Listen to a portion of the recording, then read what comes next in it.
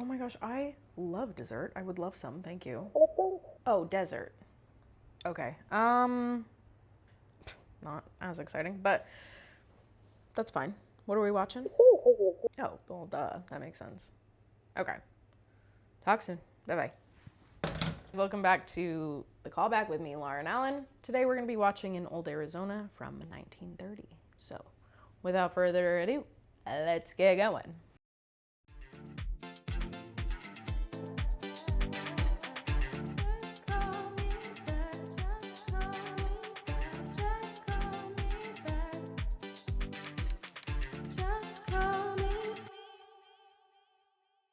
In old Arizona, born and raised, on the playground is where I spend most of my days. Why do I do this to myself?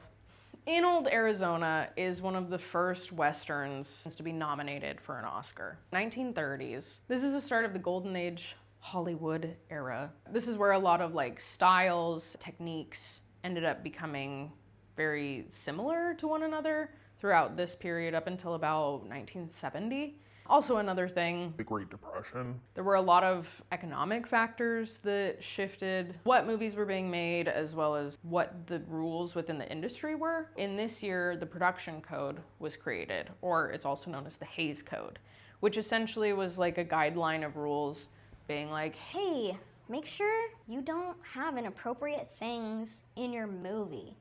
because if you do, you won't get the seal of approval, and then you can't really screen your movie in theaters. Even though it was created at this time, it was not enforced at all. It wasn't until 1934 that they really cracked down on the content. It's mostly because the guidelines were like, don't do that thing. They were just so vague. It was easy for people to find loopholes. The other thing that was really popular during this time were monster movies. So like things like Frankenstein, the original Phantom of the Opera. As I mentioned before, this was a pre-code film, meaning that even though the code existed, it was still before it was enforced. This was also the beginning of like the singing cowboy trope that you see in a lot of Westerns. Additionally, and this is crazy.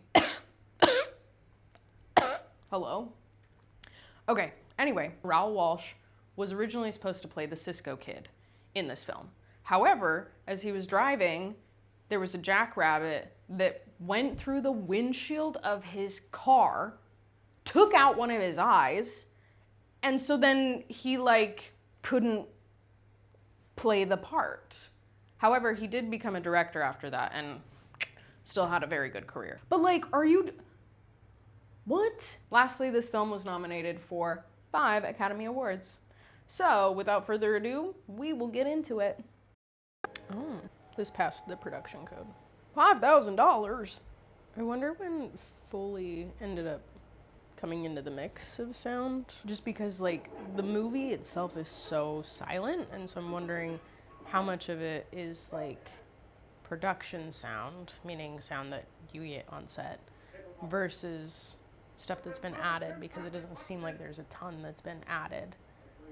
Which makes sense, considering the sound, like, these are some of the first sound films. Just think about it. Oh, they're getting robbed. Oh, I think I'm going to faint. Gagged. Goodbye, Bandit. I'm a little confused. I don't even know what that means. It is a good bit of, like, everybody talking to the person about the person without realizing that they are the person. Goyles, unironically. I love how this man is not even close to cutting this guy's hair.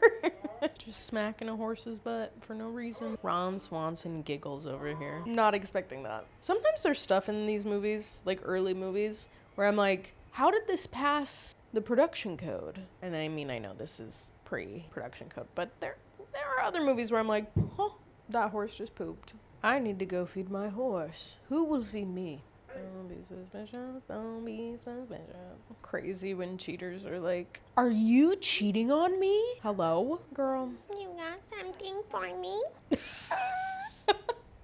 She just did the same thing I did. Yeah, why? I hate to have to do this. Really, just inconvenient. Me. I need a nap.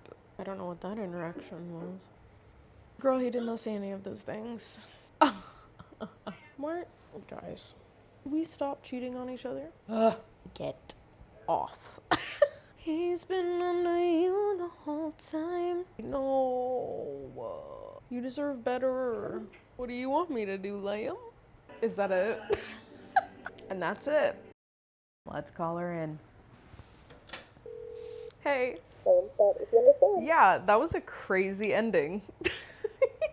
I mean, very satisfying story structure-wise, and I thought there were some really interesting bits. Like, nobody knowing that they're talking to the guy that they're talking about. Love that. I always love, like, a secret rendezvous that turns south because the main character finds out that, you know, they're being plotted against. I think that's something good to incorporate. A lot of comments about women's bodies, which was really interesting because it was almost like it was trying to be progressive, but also really not at the same time.